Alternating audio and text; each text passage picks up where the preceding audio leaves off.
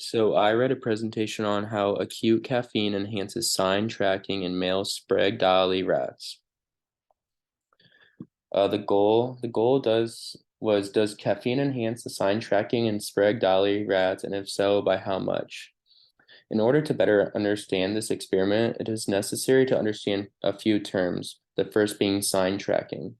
Sign tracking is the idea that organisms will approach or interact with stimuli that yields a desirable event.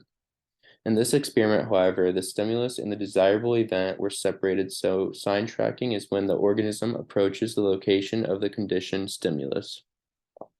On the other hand, goal tracking is when the organism approaches the location of the unconditioned stimulus.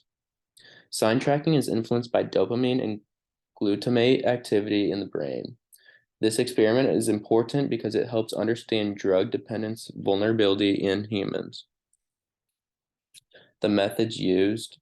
The subjects were 34 male Sprague Dawley rats whose ages varied from 3 to 4 months. The experiment used 3 operant chambers. These operant chambers consisted of 2 response levers, an opening between the levers for a feeder cup, and an infrared laser that helped count how many times each rat stuck its head in the feeder cup. Only one of the response levers was used. Sucrose food pellets were used as reinforcement. The initial training consisted of 3 days. On the first day, each subject was placed in the operant chamber with food pellets already in the dish in order to build habituation.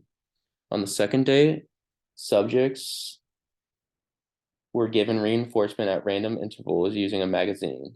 And on the third day, the conditioning procedure began. During this period, any lever press, which was the sign tracking, or head entry, which was the goal tracking, was recorded. Finally, the actual experiment began with the drug testing. There were 3 testing sessions in total, which consisted of a control group, a group that was injected with 5 milligrams of caffeine, and a group that was injected with 10 milligrams of caffeine. This phase was the same as day 3 of the initial training, but the subjects were actually injected with caffeine now. For the results, so figure B shows the total sign tracking responses while figure E shows the total goal tracking responses. As you can see, there's a clear increase of responses for the sign tracking subjects injected with caffeine. So you can see the control group had only about 40 responses, while the 5 milligram and the 10 milligram each increased by either 5 or 10 responses.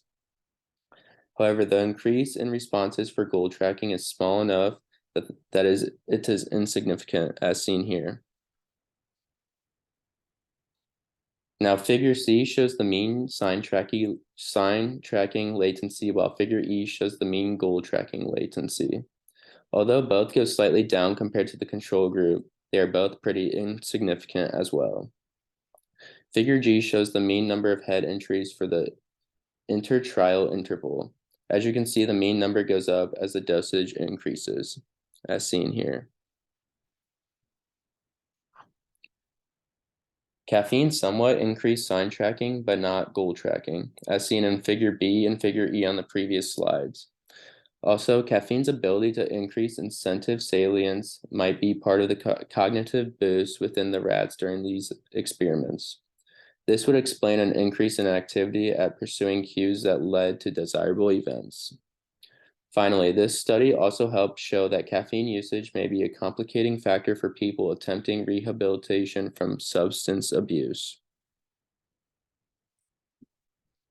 Now for my critical analysis.